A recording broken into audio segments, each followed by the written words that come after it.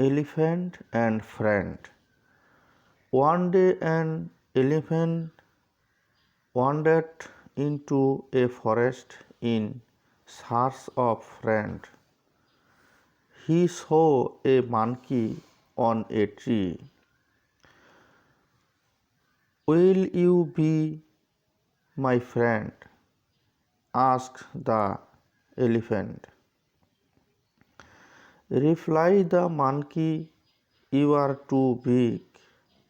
You cannot swing from trees like me. Next, the elephant met a rabbit. He asked him to be his friend, but the rabbit said, you are too big to play in my burrow. Then the elephant met a frog. Will you be my friend? He asked, how can I? Asked the frog, you are too big to laugh about like me. The elephant has upset. He met a fox next. Will you be my friend? He asked the fox. The fox said, sorry sir, you are too big. The next day, the elephant saw all the animals in the forest running for their lives. The elephant asked them what the matter was. The bear replied, there is a bear in the forest. He is trying to gobble us all up. The animals all ran away to hide. The elephant wondered what he could to solve everyone in the forest.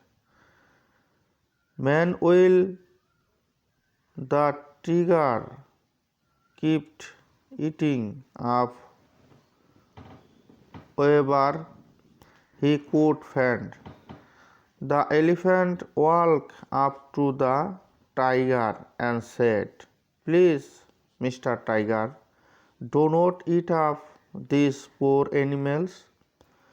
Mind your own business, growled the tiger.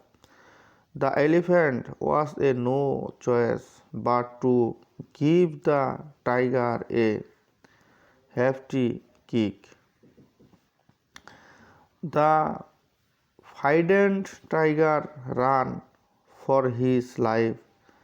The elephant ambled back into the forest to announce the good news to everyone.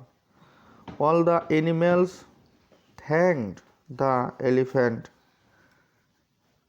They said, you are just the right size to be our friend.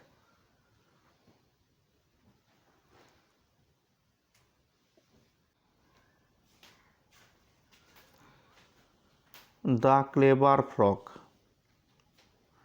The deep inside a forest,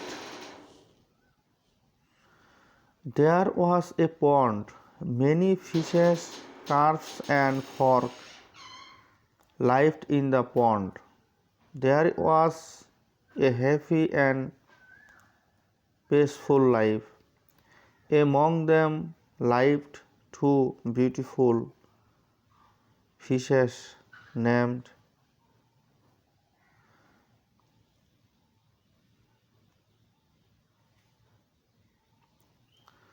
they were bigger than the other fishing in the pond. They were very proud of their good luck and intelligence. In the same pond lived a frog with his wife. His name was Ekabuddhi. The fishes and fox were good friends. They all lived in undisturbed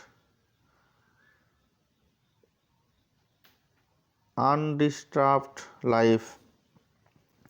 But one day two fishermen returning from the river in the forest after fishing come across the pond. It was late in the evening, and as usual, all the fishes and fork were at play.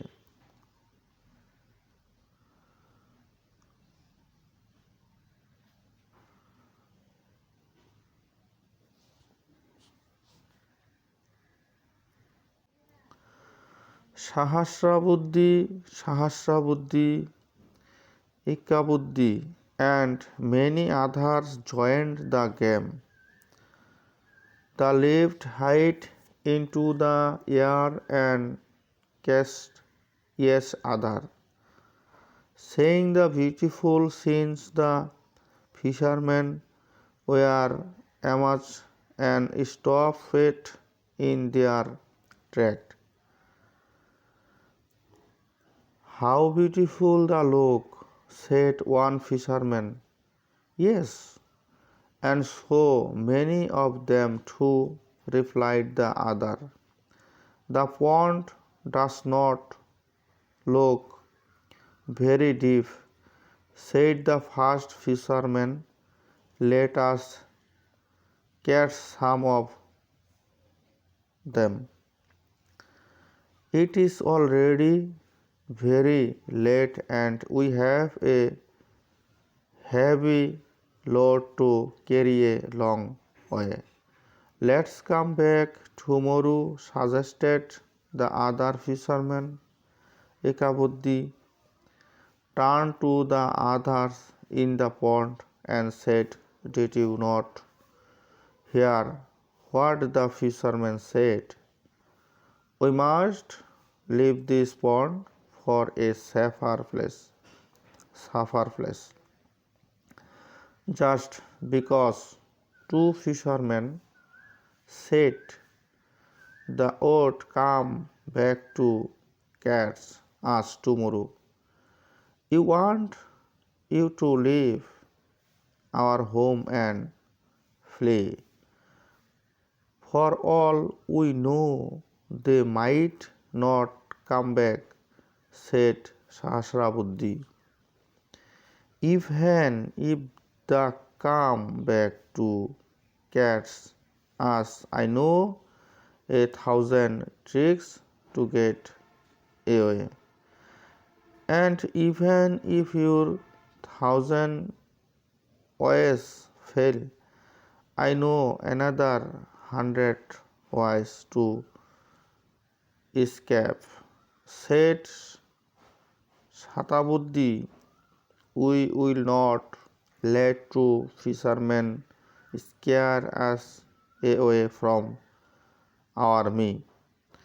All the others in the pond agree with them. Will I know only one trick, said Ekabuddhi, to leave the place before danger strikes. Ekabuddhi and his wife leave the pond in search of a safer place. All the fisher, carps and fork laughed and them as they left. The next day the fishermen returned to the pond and cast their net. Ouch! This net is too thick for me to beat, thought Keri Sahasrabuddin. For me too, carried Shatabuddhi. Only if I could get out, I could do something. We should have listened to Ekabuddhi carry a fish. Now we are all doomed. The fisherman cast them all and put all the fish, fork and carps into a big basket and locked them away. Ikabuddin, hiding behind a boulder with his whip turned to her and said, "If I had not acted in time, we would also be in that basket with the others."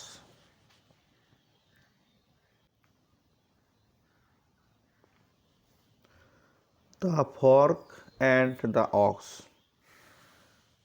On a lily pad in the little stream that flowed at the bottom of the meadow, there lived an old fork.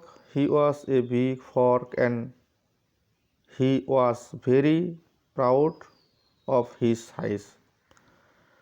All the other forks were in a way of him and treated him with the greatest respect. So did all the other creators. The shining blue dragon fleece that hovered over the stream during the day took great care to keep far out of the reach of his long sticky tongue. So did the little midges that floated by in a soft cloud in the evening. Even the fishes in the stream were careful not to any him. The frog ruled his watery kingdom unchallenged. The farmer who owned the meadow by the stream also had an old ox. The ox had worked hard for the farmer all his life. He had helped him plot his field, wicked to an old wooden cart. He had carried his crops to market and his children to school. But now the ox was growing old. He not longer had the strength to work as hard as the used to. The farmer was fond of his old ox and grateful for all the hard work he had done over the years. He did not want to sell him. Instead, he decided to let the ox spend his old age in peace in the meadow by the stream. One fine morning, the ox moved into the meadow. He wandered around the meadow affirming his new home. The grass was soft and green, and wildflowers dotted the ground. The ox was happy. He planned to spend his days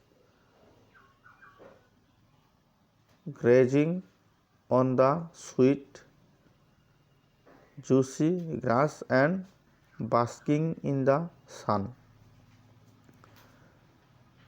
The little creatures of the meadow stared at the ox in fear and awe. The butterflies flew hurriedly out of his way. The hard-working ants and the busy bees stopped their work as the ox walked slowly by. They had never seen any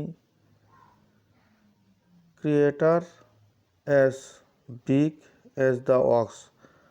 Not even the old fork on the lily pad in the stream was quite this big. The ox munched heavily on the sweet grass. He did not even notice the tiny creatures.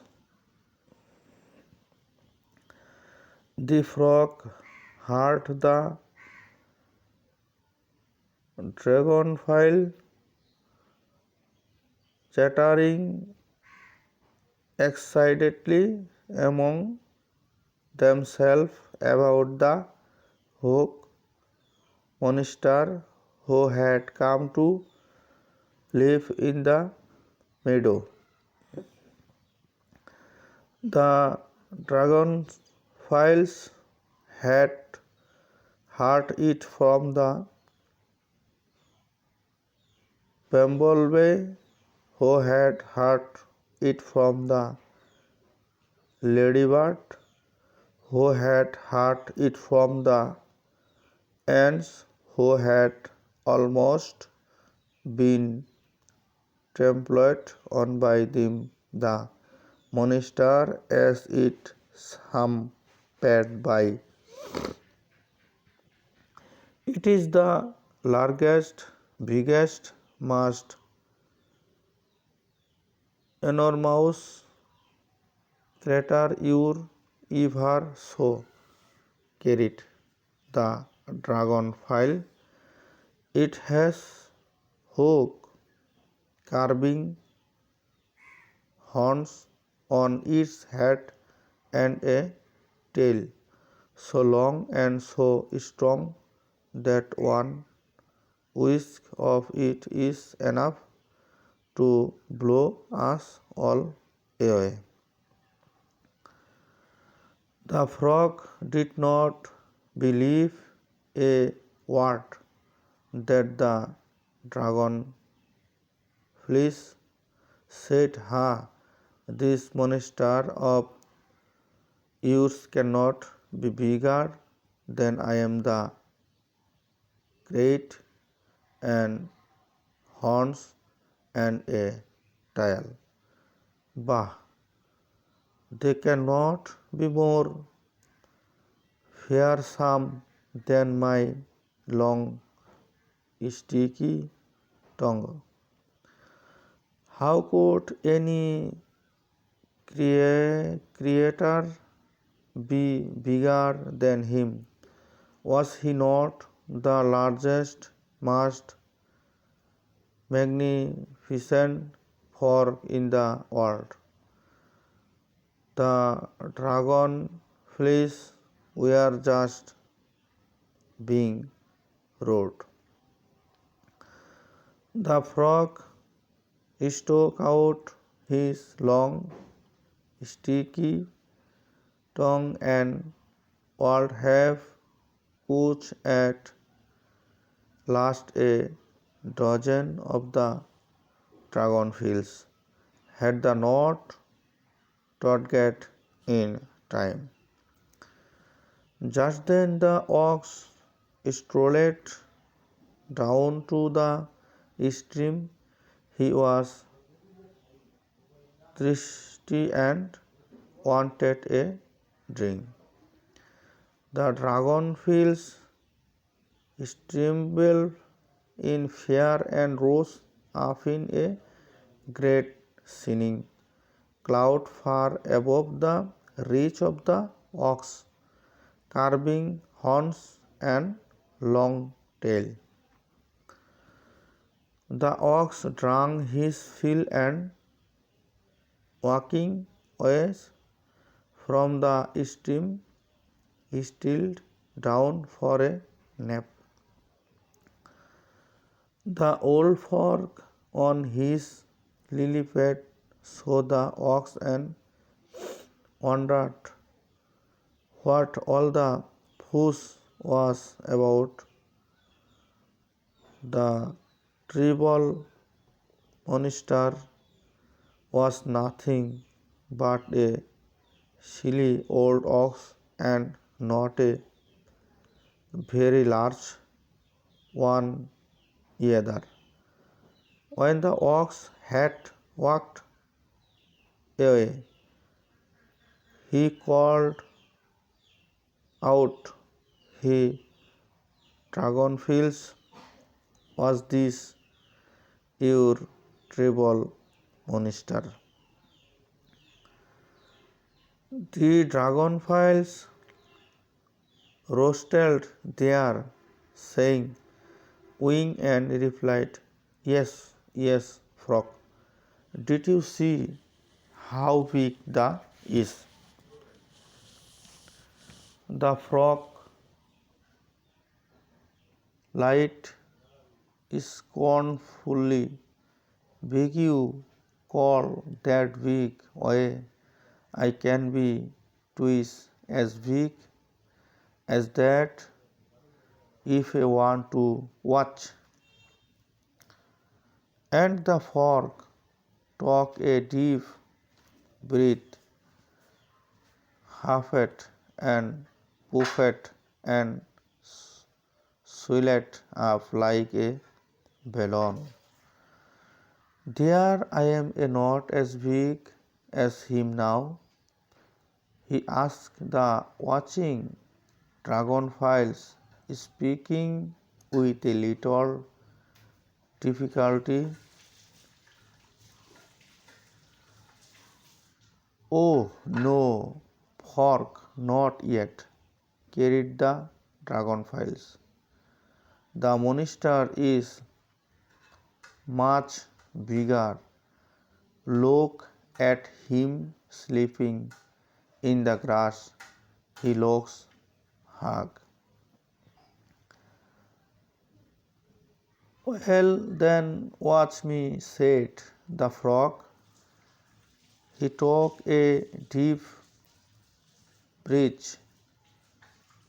huffed and puffed and swelled up some more. "I must be bigger than him now," he gasped.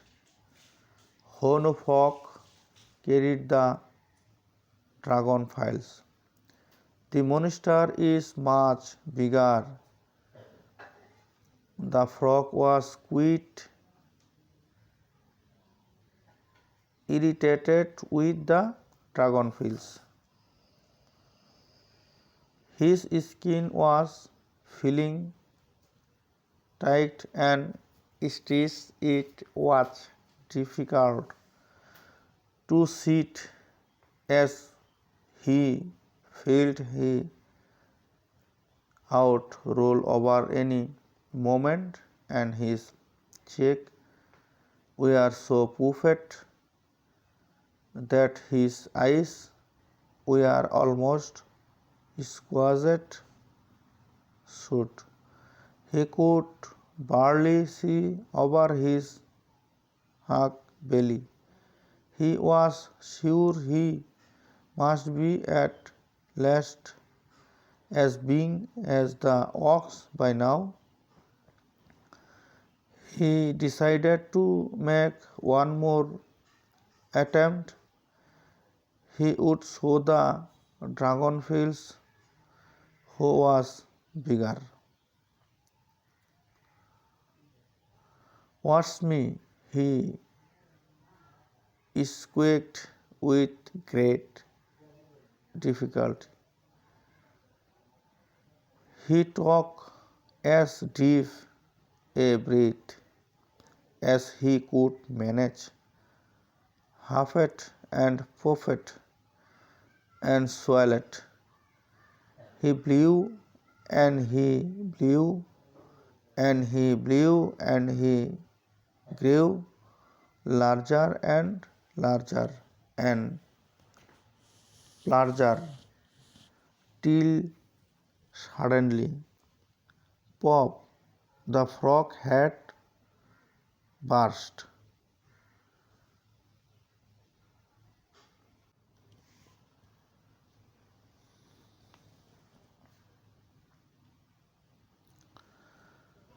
The foolish lion. In a forest there lived a lion. He had grown old and could not run fast anymore. As days went by, it became more and more difficult for him to hunt. One day, while he was wandering through the forest in search of food, he came across a cave.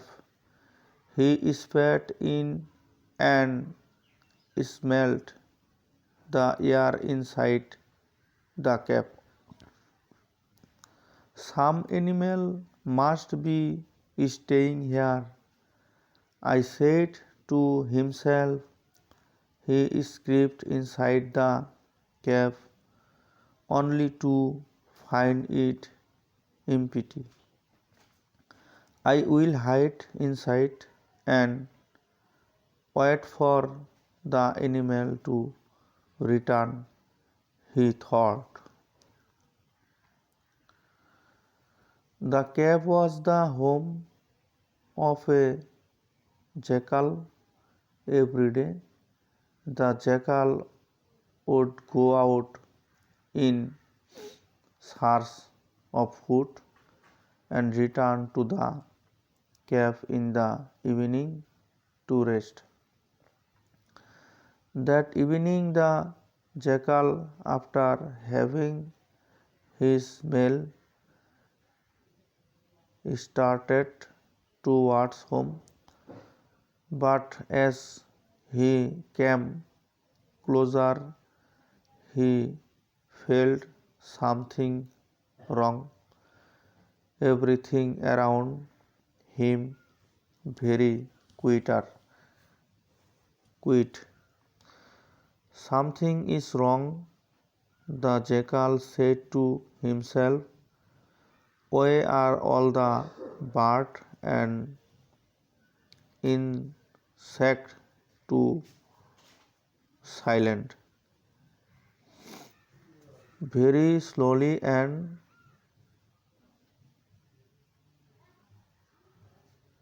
quizzily he walked toward his cave. He looked around him, watching for any sign of danger. As he got closer to the mouth of the cave, all his instinct alerted him of danger. I have to make sure that everything is all right, thought the jackal. Suddenly, the thought of a plan.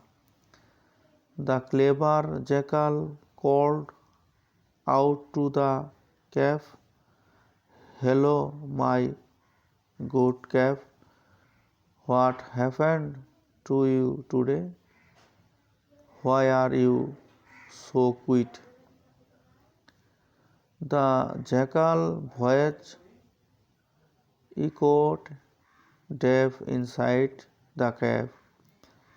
The lion, who by now could control his hunger, no longer thought to himself, I think it is because I am here that the cave is silent. Before the jackal realizes that something is wrong, I should do something. The jackal continued to call out, have you forgotten our agreement, Cap? You are supposed to greet me when I return home. The lion tried to make his voice sound hollow and called out from within the cave, welcome home, my friend. The birds chirped loudly and flew away on hearing the lion's roar. As for the jackal, the shock with fear before the hungry lion could pounce on him and eat him up. The jackal ran for his dear life as fast as his legs could carry him. The lion waited for a long while for the jackal to enter the cave, but when the jackal did not come in, the lion realized that he had been fooled. He cursed himself for his foolishness that made him lose a prey.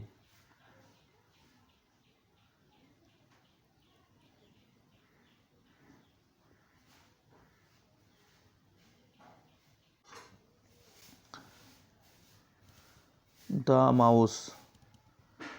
This is the story of a little girl who was not scared of anything will at last until she grew a bit older. The little girl lived with her mother and father and her older brother, whom they loved very much. The family lived in a pretty town, not too small and not too big, not too posh and air quite cheese. This little town was situated in the northwest of Poland. Most towns are much too inviting to be inhabited only by humans, and this town was no exception.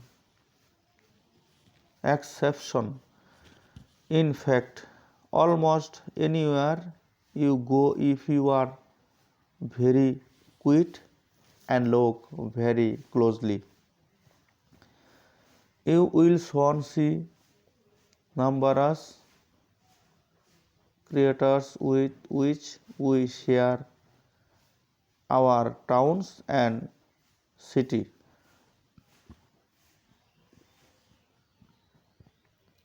All about your foxes, squirrels, mice, rats, blackbirds, pigeons, sparrows, and sometimes even tortoises and parrots who have escaped from their homes to roam the streets and rooftops. The little girl and her brother loved all animals, those the could see in their little town and those that lived very far away in jungle and deserts across the globe. Learning with brother, the children found it fascinating to learn about animals and the would often play games, testing each other to see who knew the most animals. Fact, the brother often won these games, but the little girl, eager to be as clever as her older brother, was definitely catching up. How quickly can the hare run? The before would ask. I will tell you how quickly a hare can run. If you can tell me what is the most poisonous snake on the whole planet, the little girl would reply. Although the little girl looked up to her older brother, it was perhaps not such a good idea to idolize him so. Even thought the brother loved almost all animals. He had always been scared of mice. Because of this, the little girl noticed that she too was scared of mice without ever really knowing why. She did not understand it at the time, but it is quite possible to learn how to be scared of things by watching others. One year, when summer arrived in their little town, the brother was finally old enough to be allowed to go camping with his friend, and so the little girl was sent to visit her grandma and grandpa who live in the countryside. The little girl loved walking across the field with her grandma and numbing all the different plants. She also loved swimming in the lake with her grandpa while trying to catch the small fish in her hands.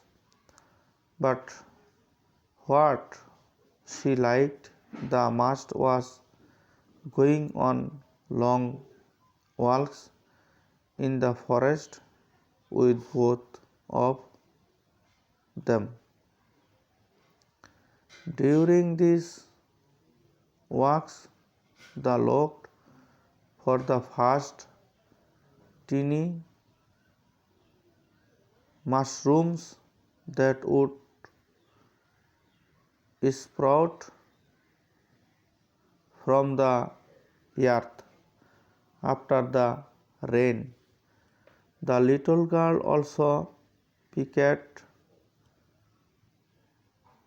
raspberry and rose water so his grandma could make jams for the winter. When they returned home, the little girl would tear slice of cut mushroom on a thin piece of string, turning them into splendid garlands, which the wood when hung around her neck. While grandpa prepared fish for dinner, the little girl and her grandma would laugh and play.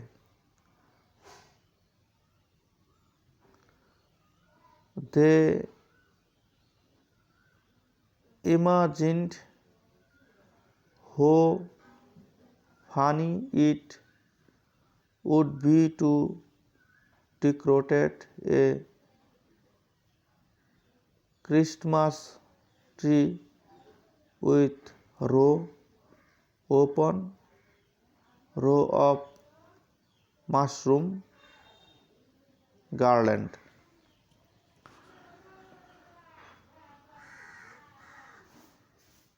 Occasionally was the walk through the forest. The grandparent and the little girl would catch sight of a deer, or even on owl sleepy after a long night of hunting. This did not happen very often because you have to be very quick to spot such creatures, and the little girl spent much of her time shining with her grandpa or shouting stories in a secret language which they had learned over the year. It is very difficult to be so quiet when you are having so much fun with your grandma. Now you might better be able to imagine what a surprise the grandma got when the little girl screamed out in fear from the kitchen one day. The old woman hurried after the little girl, thinking that there must have been an accident. But when she got to the kitchen, the little girl was not injured at all. Instead, she was standing on top of the dining table, looking quite scared and pointing towards a broom in the corner. "What is it?" asked the grandma. "I saw a mouse," carried the little girl. The grandma chuckled and asked, "Does the mouse have big teeth and flaming red?" "Yes, and how razor sharp claws with wish to attack you." "No," said the little girl, "it is just a small fluffy mouse, the normal kind." The grandma continued checking the herself and son. The little girl could not help joining in. As the old lady helped her granddaughter down from the table, she asked, "What happened to my fearless little girl who loves all animals and is curious about everything?" The little girl would never be scared of a mouse.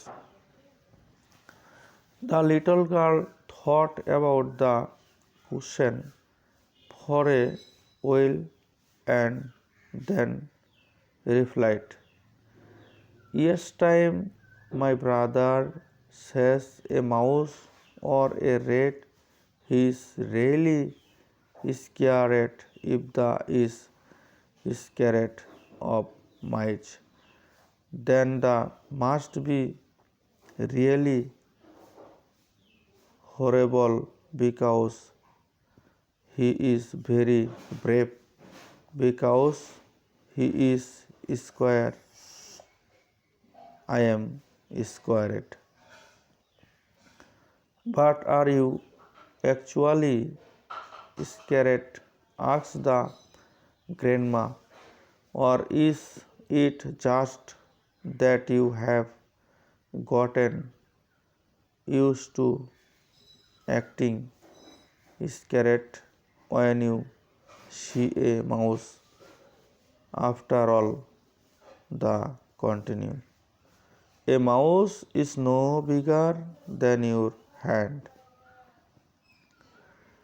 The little girl thought some more than the said, "Not actually scared, I suppose.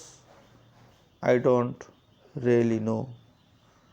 The grandma looked a sat at the table and the little girl climbed up onto her lap. "A lot of people are scared of silly little thing without having a reason for it," said the old woman. "I do not want you to be one of those people." These quirky habits of being quiet can become a real nuisance when you get older. If you are not careful, you will be scared of getting wind from your cellar just because there might be a little mouse down there, or you might become scared of your own garden just because a few rats may have crossed it during the night. Or you might even become scared of a person because they look different from you or come from another country. It makes no sense to be scared of such thing without a very good reason. Also, the grandma continued in her soft voice, "Don't you think it is funny that you are not scared of the forest or the lake, but you are scared of a little mouse?" "I know," said the little girl with just a touch of hesitation in her voice, "but I just cannot help it. Each time I see a mouse, I want to scream. I don't like the way they look or the way they move." The grandma smiled and said, "Oh, that's not very nice. It's not their fault that they move in such a way, and they cannot change the way they look, can they?"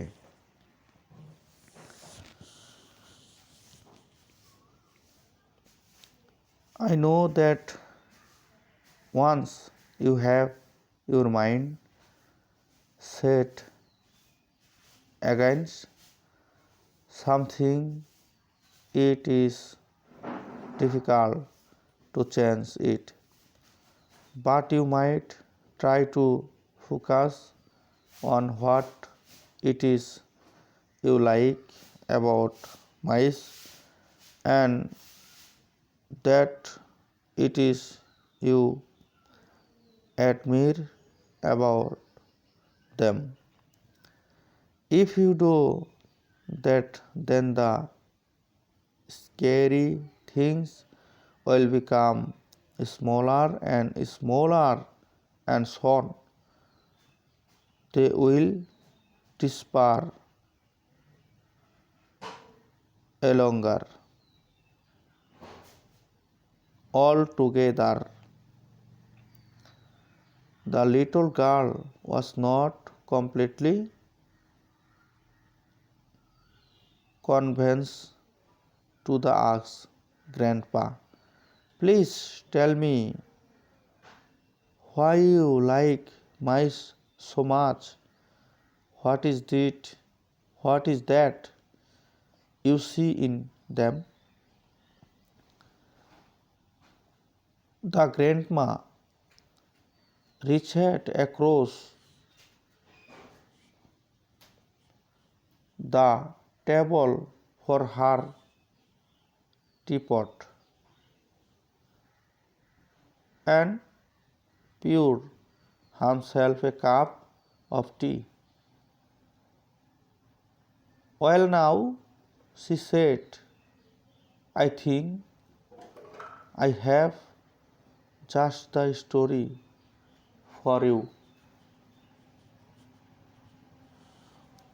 Remember, I told you that when I was just a little older than you are now, there was a fire in our country.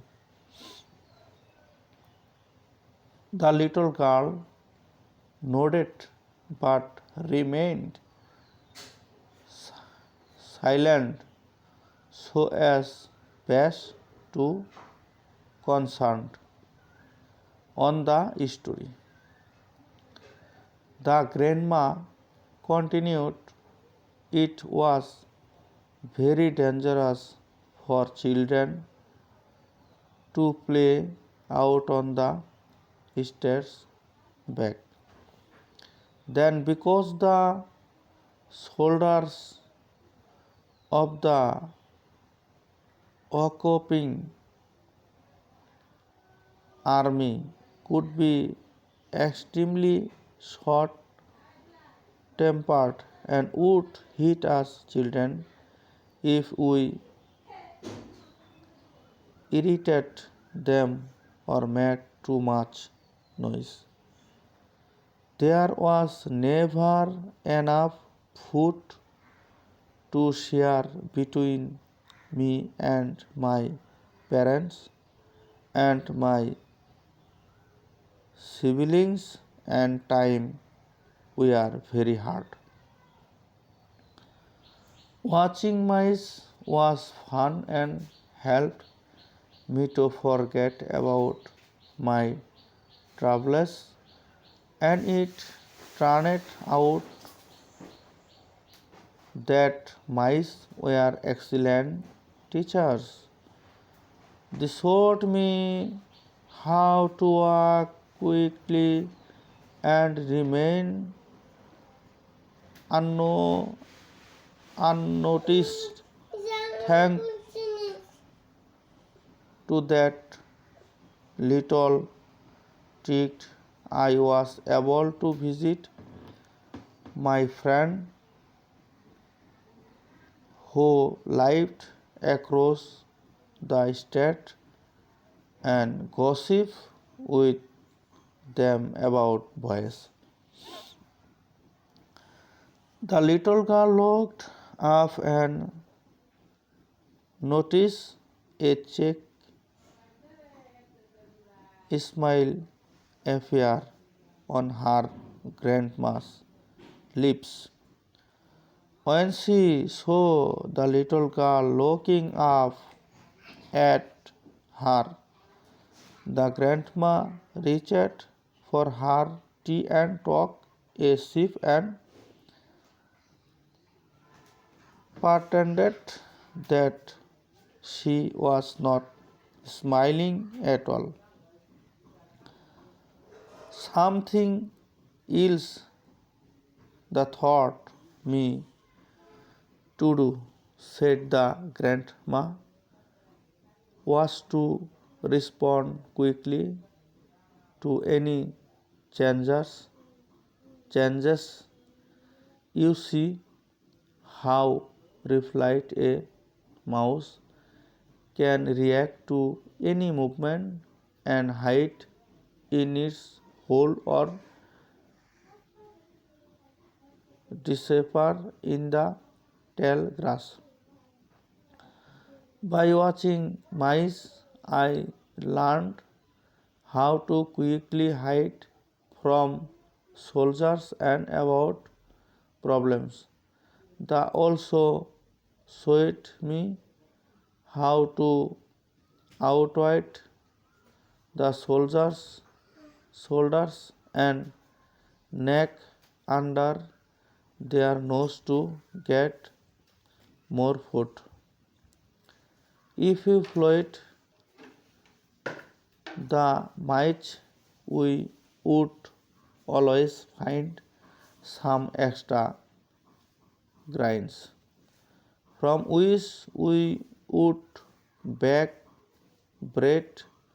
Who knows, become the old lady. Maybe it is thanks to mice that I surveyed the wire.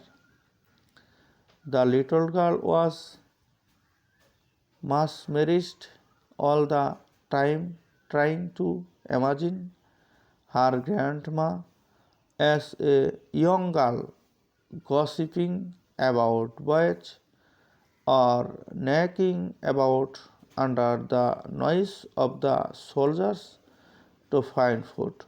And all this the had learned from watching mice. Purpose pondered the little girl. Mice are not truly so bad after all. Just then, as if as if sensing the little girl's change of heart, the mouse that had scared her only moments before popped its head out from behind the broom in the corner of the kitchen. The little girl watched it,